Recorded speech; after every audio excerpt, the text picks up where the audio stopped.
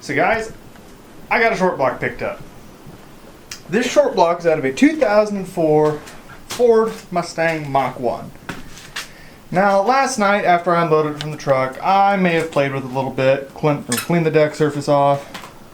Really, Ruger? You think so, huh? Think so, Mr. Nog? Nog? What are you doing, Nog? Yeah, he's being a Nog. But anyways, I cleaned the deck surface up over here, see what I was working with, and honestly, I'm really impressed with it. So, I'm going to set the camera up here and try getting you guys a kind of time lapse of how I clean the deck surfaces up on these. I don't use sandpaper, I don't use anything fancy. I just use a simple gasket scraper and a little WD-40 with some rags. So, let's get to it.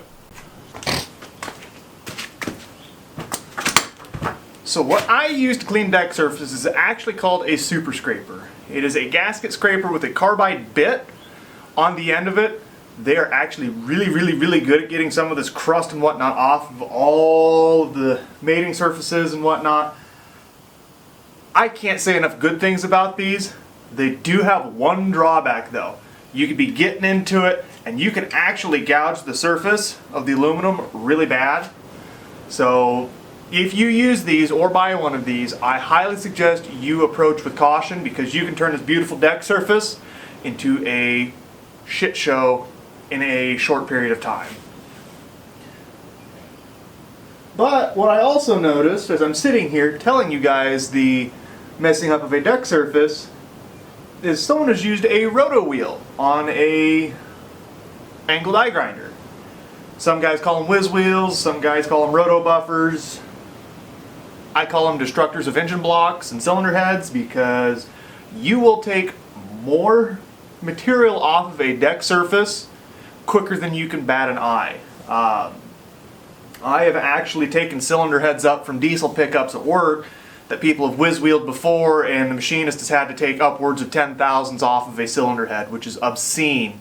And it wasn't warpage issue, it was a whiz-wheel that caused the damage. So stay away from whiz-wheels. I do not like them. And another thing I would like to address. Some of you are probably thinking, hey, your last scenes you had a beard.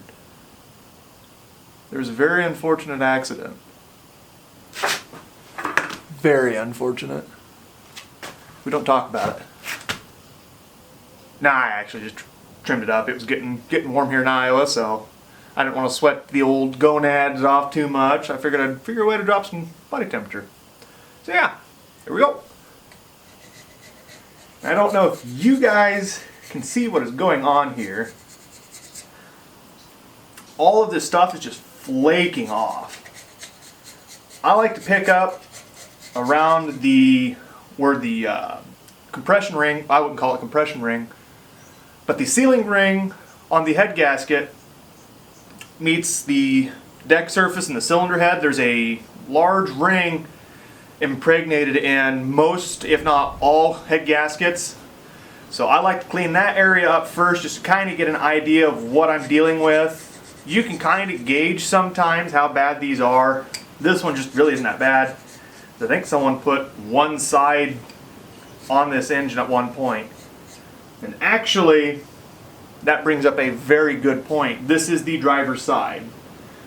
Ford 4-valve engines from about 1993 to 2004 and some, well, I would say 2004, 2003 and some 2004s had an issue where the coolant passages would not work the best on the number 7 and number 8 exhaust valve guides and seats. So what had happened is, say you're doing a hard burnout or whatnot, the cylinder head in that area would actually overheat and actually allow the head to warp and drop a valve guide or a valve seat, and they would experience a ticking noise. In order to repair that ticking noise, you would have to take the cylinder head off, have it machined and repaired, or in some extreme instances, the cylinder heads were just replaced. Ford back in late 2003, I believe, came out with a revised cylinder head for the 0304 Mach 1s, the 0304 Marauders, and the 0304 Cobras. That was the DC revision, which a lot of guys like because they're a 9-thread head. If you know anything about Fords, they'd spit spark plugs out left and right. So what they did with that DC revision is they took and added, come on guys, got to drive by here a million mile an hour. But they actually took and increased the thread count in the cylinder head from 4 to 9 in the 4-valve heads, and they went from 4 to 8 in the 2-valve heads. And that actually stopped spark plugs from blowing out. But to fix the issues on the coolant passages, they were not actually repaired until the DC revision. And there is a TSB out there. I'll have to probably pull the number up for some of you Mustang guys. Some of you may know it by heart, you may have experienced it enough. But what they did is they changed the coolant passages on what would be the back of the cylinder heads at the time, and they'd allow more coolant flow. And to my knowledge, nobody has experienced valve seat or valve guide failures with a DC head.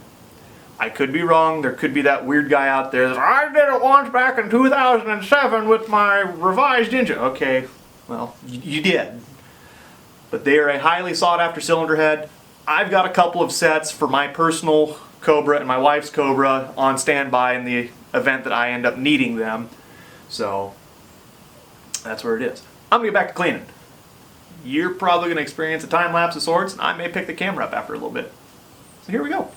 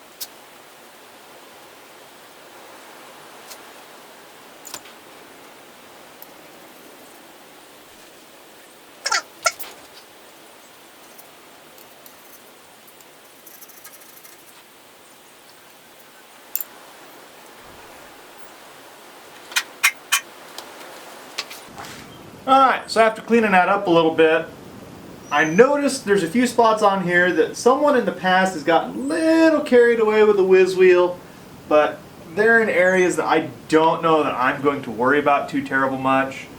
I will pull you guys down here and show you what I'm working with after the fact. You know, come to think of it, I probably should have taken a before and after photo. Yeah, I'm not smart enough for that. And looking at it, I got a spot here and whatnot. I'm not terribly worried about those. In a warranty situation, that would not be a concern, because there is a sealing ring on these head gaskets that goes around that.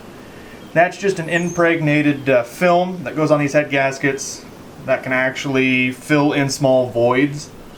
They're actually really good. The head gaskets these engines use are a multi-layered steel head gasket with, like I said, that impregnated film on them. And they really do a lot for these. These cars rarely have head gasket failure issues unless you overheat and warp these aluminum blocks or heads. So typically if you see a head gasket issue on these cars, it's been overheated. You're also going to look and see that, wow, he's got a lot of crap in those cylinders.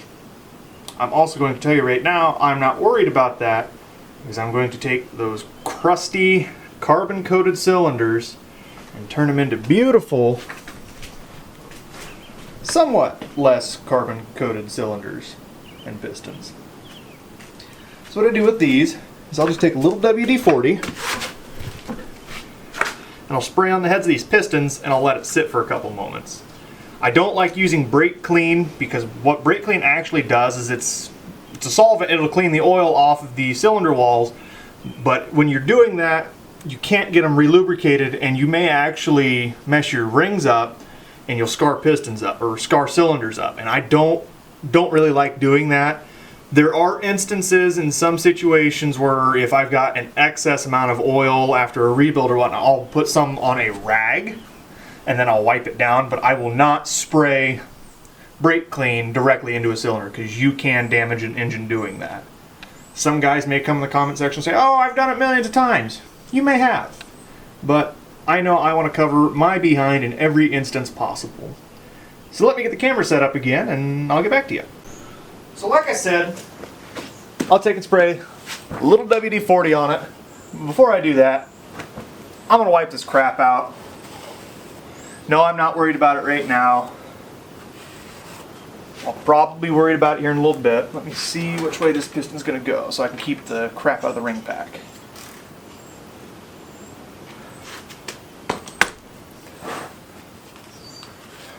Just look at all that crud that's starting to already come off of this one. Let's start with this fella right here. You just let them sit there for a little bit. And then while they're sitting, I'm going to grab my brass brush.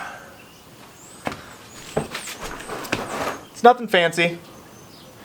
I just use it as kind of a aggressive medium to clean the tops of these pistons up. I use brass brushes because they're a softer material than steel, and these have a steel liner in them, obviously because you can't have an aluminum sleeve in an internal combustion engine. It'd melt away. But these will not damage the cylinder walls if you're not rubbing on them. I mean, you can damage a cylinder wall if you're just, but we don't do that here. So now that those have sat a little bit, I'm going to bring this piston to TDC. You can already see all the crap coming off the top of it. And I'll give her a Cobra Rescue.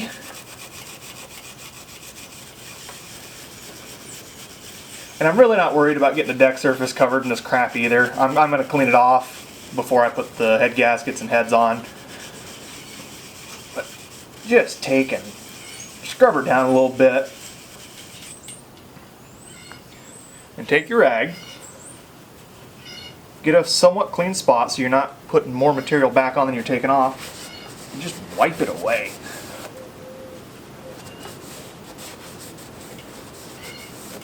And the reason I'm cleaning these is because carbon can cause hot spots in a cylinder, and then when you're injecting a fuel-air mixture, these areas can actually heat up depending on the situation and cause knocks and pinging. So this is why I'm cleaning these up, to prevent any of that from happening. And I'm giving you guys something to watch. And just take and wipe her back down again. And voila. No, it's not going to be perfect. I don't expect perfection out of it. This engine had 120,000 miles on it, allegedly, when I got it.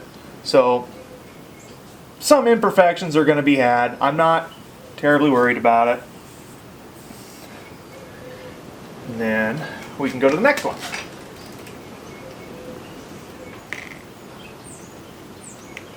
I don't know if you guys can see it, but there's some crud that's starting to fill, or that got down to the ring pack on these. What you can do, WD-40 again, blast it all out, and just let it sit. It's not going to hurt anything, and then eventually you'll tip the engine over after you blast that out, and then most of that crap will come out with it. So, I'm going to do these next three. You guys may get a time lapse out of this, but here we go.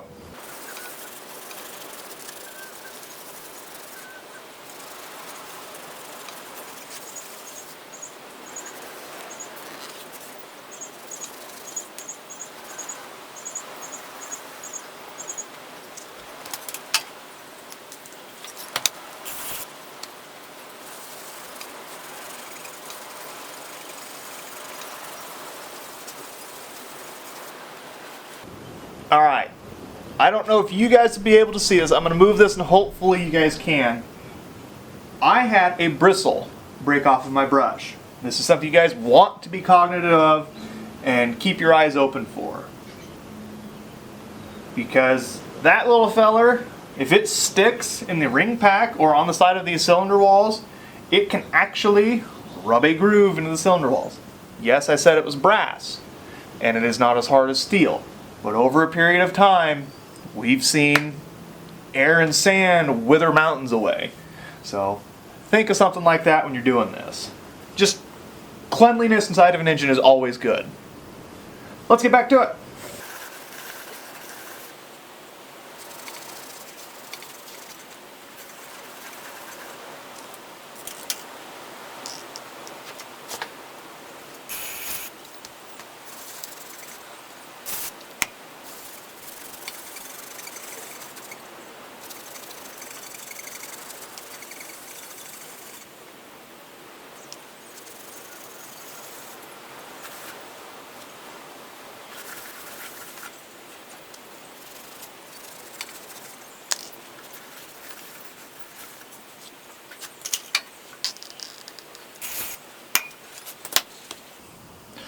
So obviously you guys have seen me take and clean these up. This rag was nice and a beautiful white before we started. It is filthy. Now I know when I was cleaning the other side last night, I'd sent a picture out to a couple of my friends and some of them were like, wow, that thing's got a lot of carbon on the cylinders. Is it an oil burner? Is it using oil? I mean, what do you think's wrong with it? I'm like, well, gasoline engines, well, modern gasoline engines have what is PCV and EGR. PCV stands for positive crankcase vent. Now when these engines are running, there are small amounts of gases that'll go around these ring packs here and go into the crankcase. Now if you do not vent those gases from the crankcase, you'll blow gaskets out, you'll leak oil everywhere, and then that'll cause issues. So what they do, or manufacturers do, is they take, and you'll see these here drain passages, they'll go to the valve covers and they'll drill a hole somewhere with a baffle in it, and then they'll stick a little valve, a vacuum valve that's got a ball seat on it. So under a certain vacuum load it's closed and others it is open. And then they'll vent this side or another side to the intake, or filtered air from the intake. So you get manifold vacuum sucking these positive crankcase vent gases out and back into the intake and recirculating them and burning them. And in those gases you get oil fumes, carbon, and other miscellaneous gases that happen in the combustion event. So those will stick to the top of the piston and get them dirty. And EGR is exhaust gas recirculation. It was mandated in the late 70s for manufacturers to do it. Now, the reason it was mandated is because it reduces NOx gases, which are bad for the environment, and it reduces cylinder temperatures, which reduce NOx gases. But it also helps with fuel economy, because you're putting an inert combusted fuel mixture, well, an inert combusted exhaust gas, mixing it in with a rich air fuel mixture and putting it in the cylinder. You're effectively making your engine smaller doing so, because say this cylinder here is 60% fuel air mixture and 40% EGR, that cylinder is 40% smaller. So you're combusting less fuel going down the road. And now that is not bad, because in a wide open throttle situation or part throttle situation, your EGR is typically not open. So it is just a minor inconvenience cruising down the road, but you or I will never notice it. Now what these do is, when you're mixing that combusted air fuel mixture in, you're bringing carbon and then the burnt deposits from this combustion event back into the intake and into the cylinders. Now combine oil, whatever else is in the PCV system, and your EGR systems coming back into the intake, you will stick them to the top of the piston and create little carbon particles that'll stick here, stick there. And on this cylinder here, we may see a small growth, if I was to watch it, a small growth over time that'd grow in and out, and then in and out, and dirty the top of the piston back up. So this is all for naught technically, but it's something for me to teach you guys that the insides of your engine, they say to keep them as clean as possible. They're actually really dirty. So that's why the tops of these pistons were dirty. There may be some oil consumption issues, I don't know. Given the condition on the rest of the engine, yes, it's got some corrosion out here, but it was a northern vehicle, so I'm not terribly worried about it. I think it was a good buy. So I'm going to wipe these cylinders out, dump it over, and then we'll go from there. So now that I've cleaned the cylinders up and cleaned the head gasket surface up, we're going to put some head gaskets on this thing. Yay! Head gasket. I want to show you guys something. I don't know if you guys can see. You got a small hole there. Now my camera's trying to focus. There it goes. See the small little hole? Small little hole. Yeah, wait a minute. Why are they big back here? So head gaskets themselves are actually a design part of the cooling system. And I will set the camera on the tripod and I will give you kind of a description of why they do this. So now that I've got the camera on the tripod, I'm going to describe why the holes here are large and the holes up here are small. So in most engines, you have a front, I don't know why I did this, and a back. You have a water pump up front. So what the water pump does is it pumps water through the block first, and then up into the cylinder heads and back forward to your thermostat. So what these holes are trying to do is they're actually trying to keep the coolant in the block more and then return the coolant through the heads last. Now yes, you're going to have some to pass through because you're going to need coolant up here, you're going to need coolant here, but the reason the holes back here are larger is you need more of an opening for more coolant to flow through, but you're also seeing warmer coolant back here than you are up here. So this needs to move quicker than this stuff up here.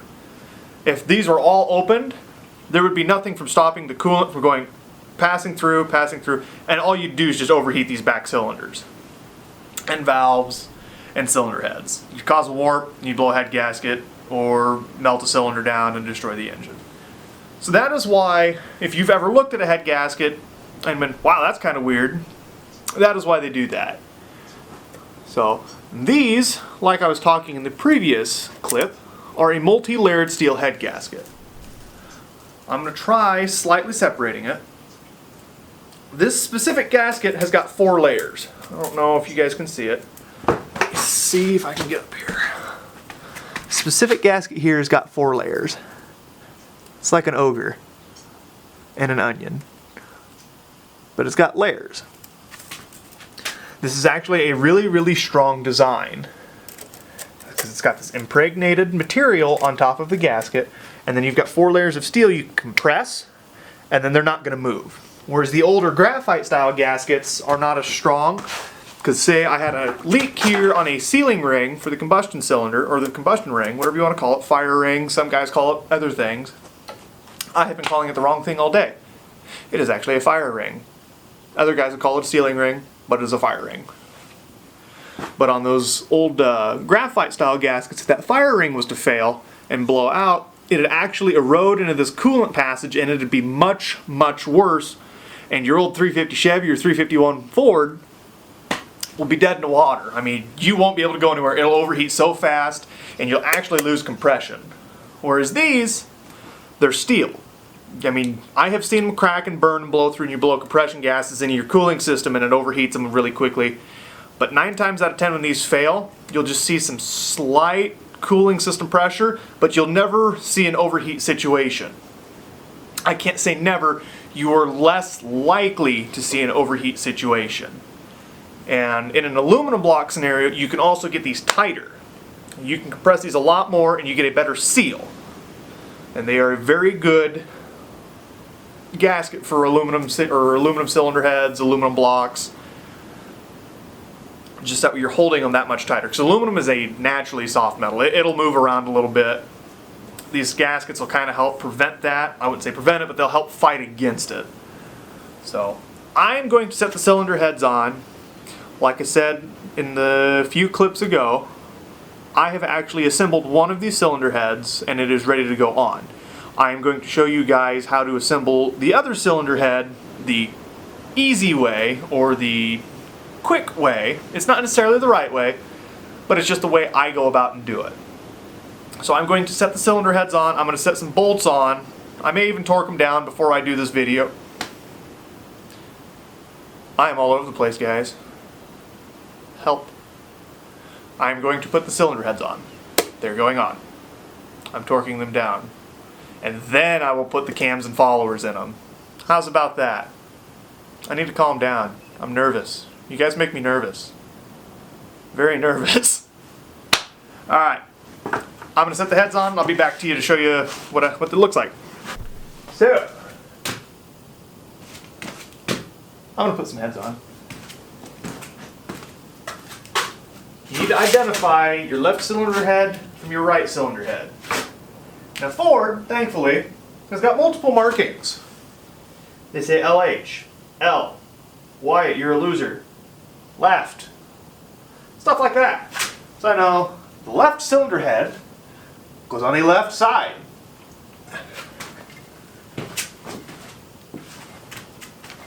But pause. I also want you guys to notice something. All of these pistons, they are below the cylinder deck. Because these heads, when I put them on with the cams installed, have valves open. And you do not want to crash these valves against the tops of the pistons. So you lower the pistons into the cylinder deck and you just set them on. And you go grab some head bolts and you torque them down.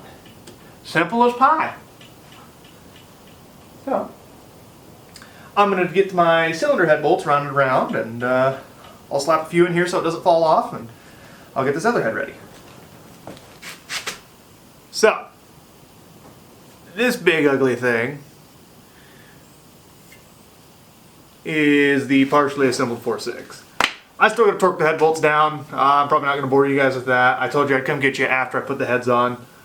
So I came and got you. Yeah, I mean, just grumpy old 4.6 Ford. I don't know of anything else that I can really tell you at this point. I know follow your manufacturer's specified torque specs and order. Ford on these, if I remember correctly, is 60 degrees, then 90, or wow, 60 foot-pounds, and then 90 degrees, plus an additional 90 degrees. These head bolts are like yay long, so they really want you to stretch on them. They're a torque to yield single time use, so that is kind of important to know. Man, there's a lot of dust flowing around in here. Really makes a guy happy. The joys of living on gravel in the countryside. So yeah, I'm going to take and torque these heads down and be back to you in a moment. Supposed to come back and get you guys before I got the camera set up for a more permanent setup here. Just want to show you, I got all the cam followers and lash adjusters set in this cylinder head. No, this is not the correct way. I don't have all the special tooling to do this because there's like a J hook that you stick underneath the cam to compress the valve spring and slide that in, so on and so forth.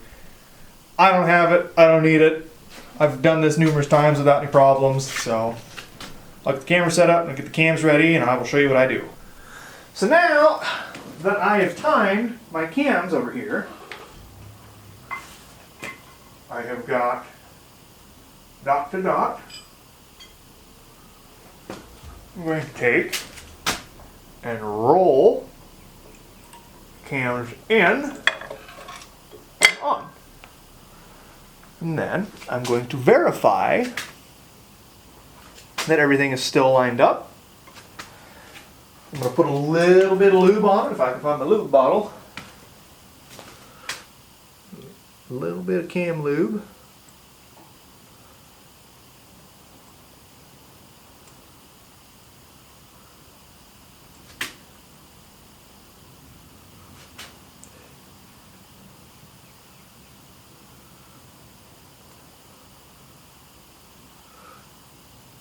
I'm going to let that sit and settle down. I'm going to stop kicking stuff all over the place here.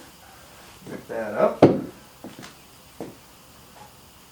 Take my hold downs that I got here. I'm going to set them. Ooh. I grabbed the wrong ones. No, I did not. Okay, yep.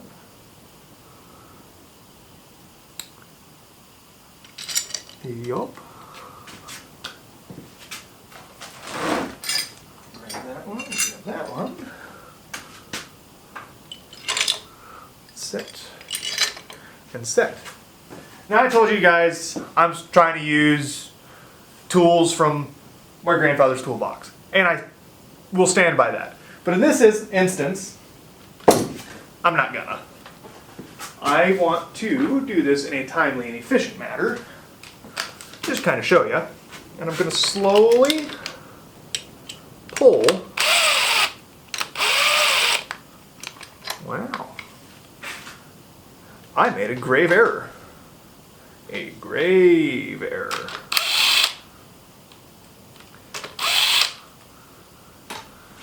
Oh, Wyatt, you hillbilly.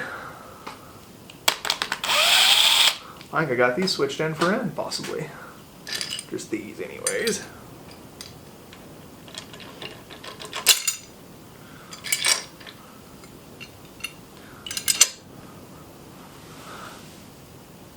I'm an idiot.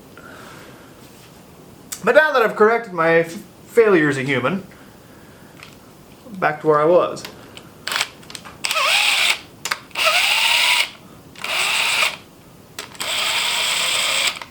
Note, I am not going all at once.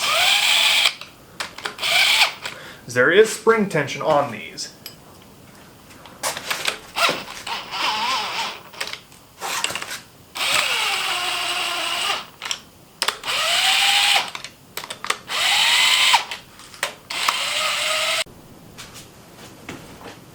So before I was rudely interrupted by a dead battery, like I was saying, you just kind of pull these down.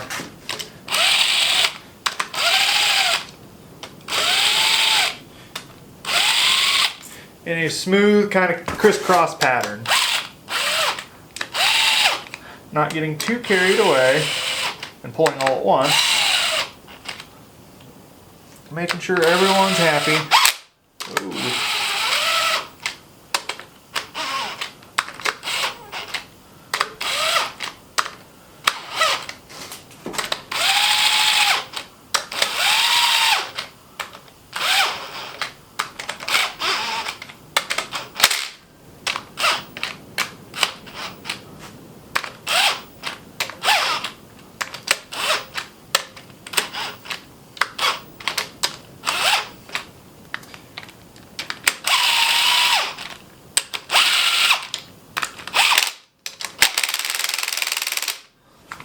Alright, so now that I've got those started, and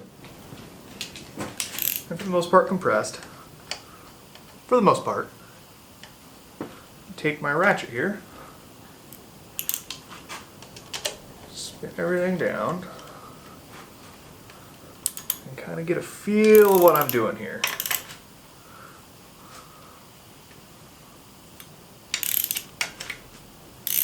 Get a feel of what's going on. Aha, so what had just happened there is now that I've got tension on these cams, the actual cam shafts themselves is spinning and jumping. Now I have still got the lock pin on the secondary timing chain tensioner, so that's why it made that popping noise. I am not worried about that because I want to leave that loose in the event that I need to take and pull these cams back out, that I don't have to recompress that. Because they can be a pain in the butt.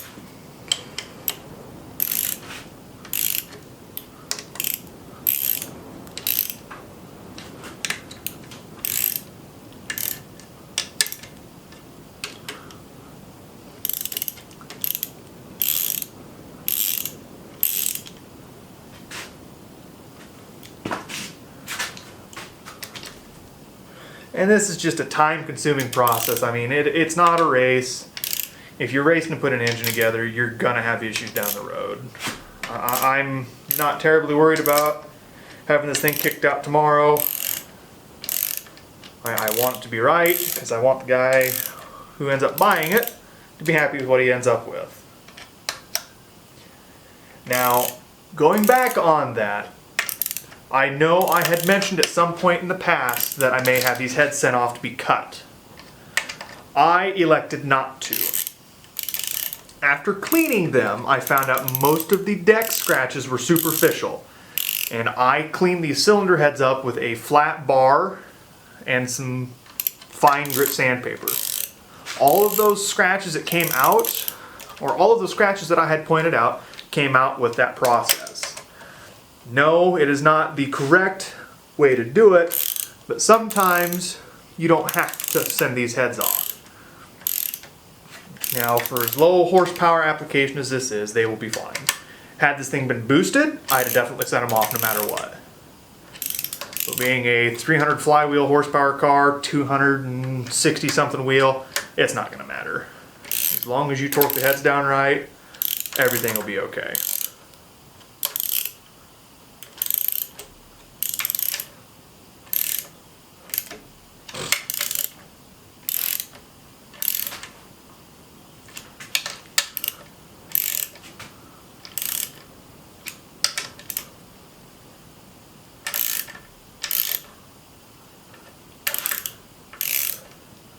All right. So now,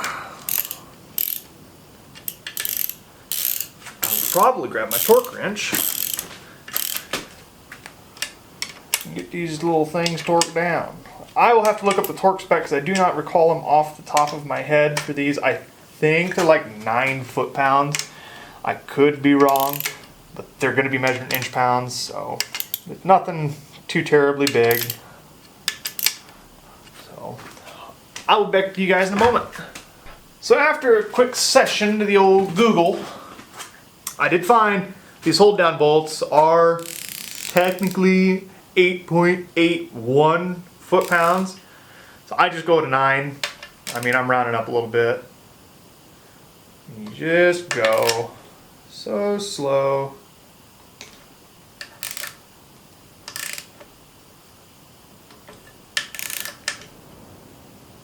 And please note, I am kind of going in kind of a crisscross pattern, working from the inside out of each of these cam caps.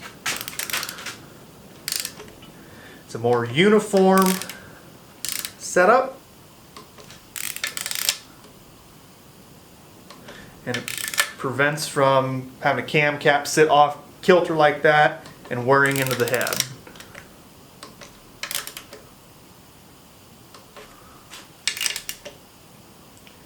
Now, one thing I will suggest to you guys, always, always, always invest in a quality torque wrench. You can have Harbor Freight sockets or Northern Tool sockets, whatever you want, and ratchets, I don't care. Those are great hobbyist tools. I know Kevin over at Junkyard Digs runs Tang tools, and those are great hobbyist tools as well. But torque wrenches, I am a stickler. When I was growing up, I had a Craftsman torque wrench, and I kept having issues with it. I could never get it to seem to click right whenever I was torquing down tires or something. It just never felt right. One day, driving a truck down the road and the rear tire came off after I had torqued it. Came to find out the torque wrench was out of calibration. So at least make sure your tools are calibrated, but always invest in a quality tool. Whether you go with a high grade, I can't think of any high grade brands that aren't Snap-on or Matco or whatnot, but Precision Instruments. A Precision Instruments torque wrench typically will not break the bank. They are a very good torque wrench for the price, and they're accurate. I run Snap-on torque wrenches because of my professional job as a diesel technician. It kind of requires me to have a higher quality set of tools, and it doesn't bother me. I mean, I'll spend the money. I don't want to see some of these trucks that I work on come back with failed head gaskets because my Craftsman torque wrench wasn't calibrated correctly. I want something that I can rely on so I can do my job effectively.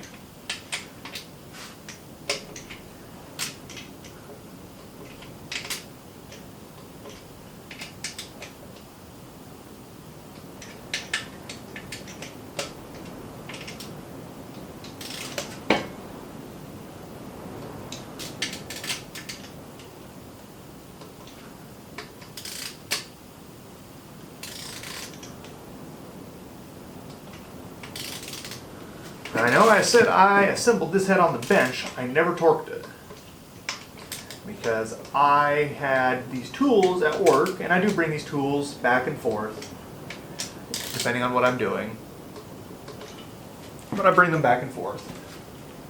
Another thing, always zero out your torque wrenches. Never let them sit with any tension on them. Stretch the calibration spur, the springs out in them, and you'll ruin the calibration. So now we've got heads.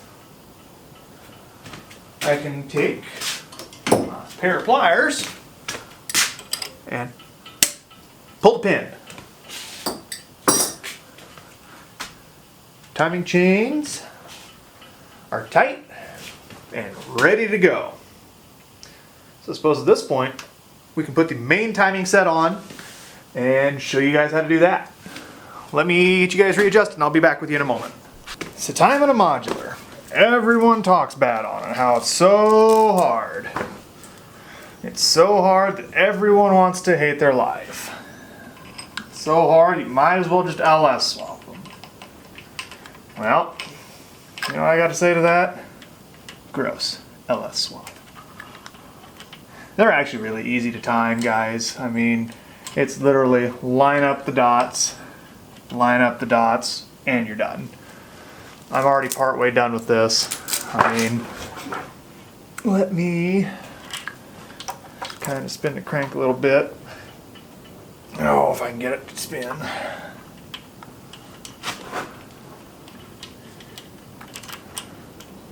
I mean, there's nothing to this. Just more so of a pain in the butt to get things kind of started here. Let me find my bolt. Spin her in.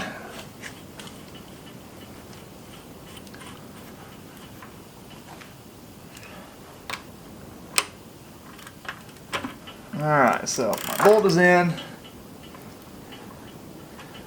Well, it was in. There we go. Come on, you cockamamie son of a bunk. You know what? We're going to do this. You're going to make it hard? We're going to go all the way around.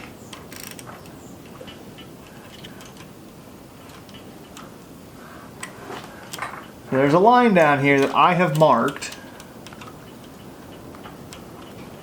just to make things a little easier. And what I could probably do, it might be the easier, pull that dang tension out of my way.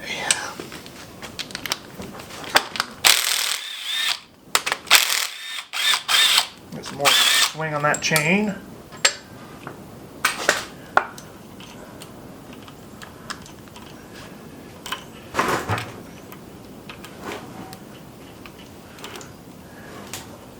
Just like that. I say that, I get her all out of whack.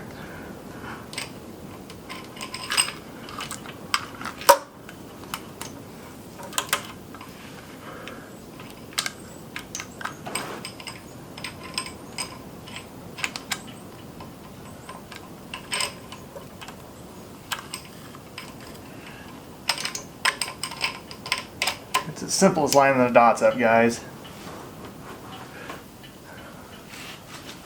Get myself to be correct, because these are left and right. If you look, that one's thicker, so that'll go to this side. It sits out farther, just like that. Put that back, make sure the dust is off of it.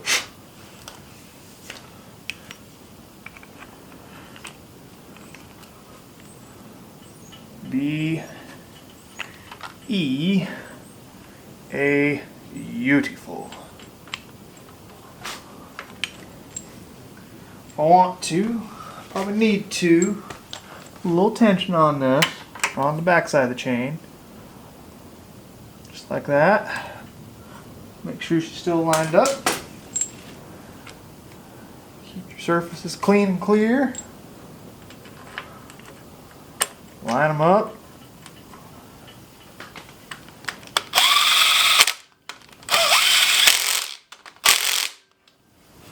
I'll go through and retorque that after I'm done, but wow, that was hard. I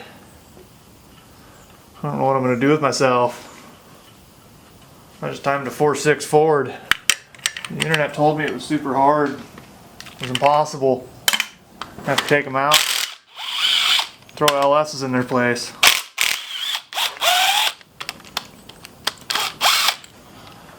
They're so hard, Ford wouldn't have done it, guys. I've got my other chain here.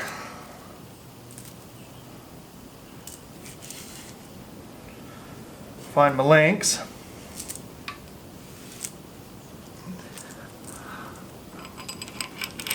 Dot to dot. Bring her around.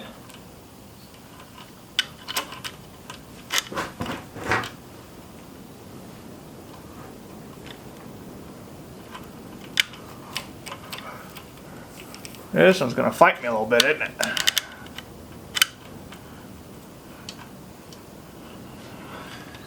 It's because I did not lock the cams.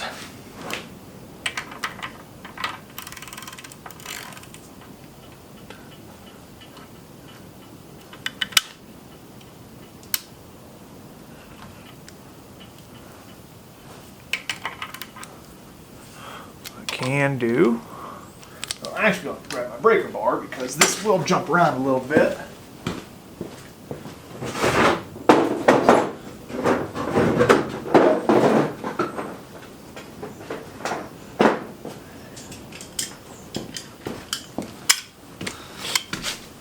Just take and spin her through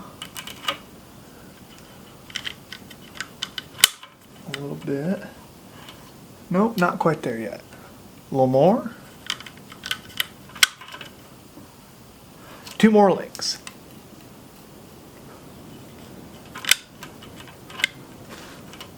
One more link.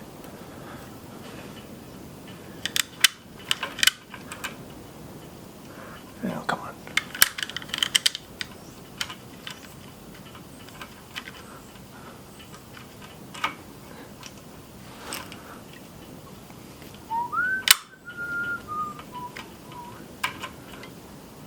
I lied, I have one more link now. About there. Ooh.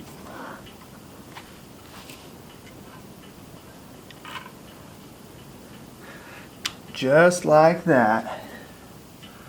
Take and put my swing arm on.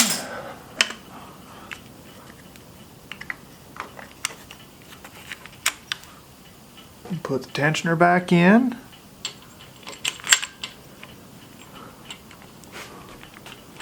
Oh, that was my head. Send it home.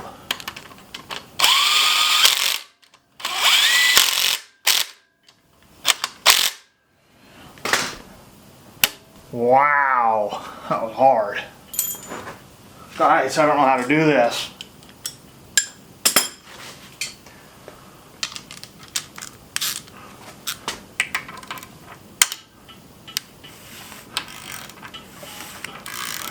Spin her through, make sure everyone's happy. I think everyone is, guys. This is working wonders.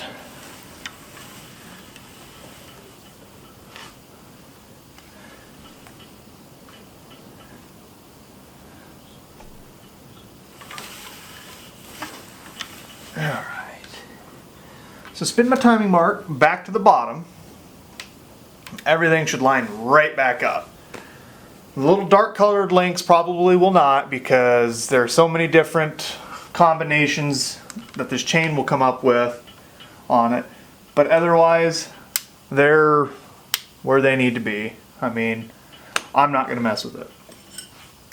So after that, you take your timing wheel and dust it off again, because of the dang dust in this building. Sit it on there, and ta-da, you've got it timed with a timing wheel. There is an orientation specific. It says front. Make sure it is facing you.